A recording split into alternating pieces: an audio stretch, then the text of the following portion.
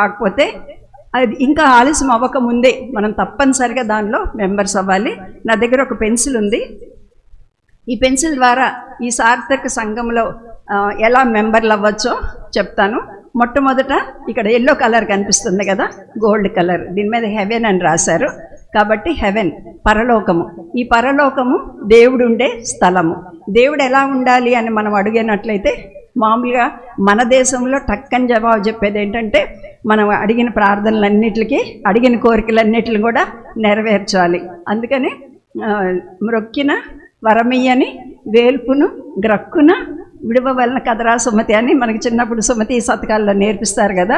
మనకి ప్రార్థన జవాబు ఇవ్వకపోతే ఆ దేవుడిని వదిలేసేయాలి అని నేర్పిస్తున్నారు. కానీ మన దేవుడు ప్రార్థనకు జవాబిచ్చే దేవుడు. ఎంతో మంచి గుణ లక్షణాలు ఉన్నాయి. అన్నిటికన్నా ముఖ్యమైనది పరిశుద్ధత. పరిశుద్ధుడైన దేవుడు. అయితే మానవుడు ఎక్కడున్నాడు, ఎలా ఉన్నాడు? నలుపు, సిన్ అని రాశారు దీని మీద. పాపస్థితిలో ఉన్నాడు. ఇక్కడ దేవుడు ఉన్నాడు, ఇక్కడ మానవుడు ఉన్నాడు. ఎలా కలుసుకుంటాడు? ఈ పాపి అయిన మానవుడు పాపం లేని దేవుణ్ణి కలుసుకోవాలంటే పాపం లేని రక్తము చిందించబడాలి. ఇక్కడ జీసస్ అని రాశారు. యేసు ప్రభు యొక్క పాపం లేని రక్తము. యేసు ప్రభు ఆ రక్తాన్ని చిందించాడు.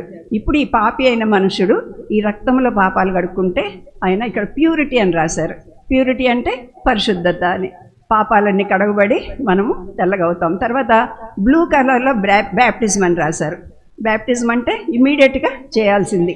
నేను రక్షణ పొందాను, నేను యేసుప్రభు బిడ్డనని అందరికీ తెలియచేయాలి. దానికోసం ఆలోచించనక్కర్లేదు, సిద్ధపడనక్కర్లేదు. ఎప్పుడైతే రక్షణ పొందుతామో దాని తర్వాత ఇక్కడ గ్రీన్ కలర్ కనిపిస్తుంది. గ్రీన్ కలర్ గ్రోత్ అంటే ఎదుగుదల.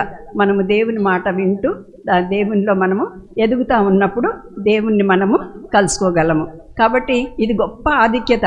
ఎంతకాలం ఇక్కడ ఉంటాము? ఈ లోకం ఎప్పుడు ఎండ్ అయిపోతుందో మనకి తెలియదు. కాబట్టి సమయము మించిపోకముందే, లేకపోతే మన హృదయాలు గట్టిపడకముందే, దేవుని వాక్యము మనకి దూరం అవ్వకముందే మనం ప్రభువుని అంగీకరించాలి. ఇది చాలా ముఖ్యమైన సంగతి. కాబట్టి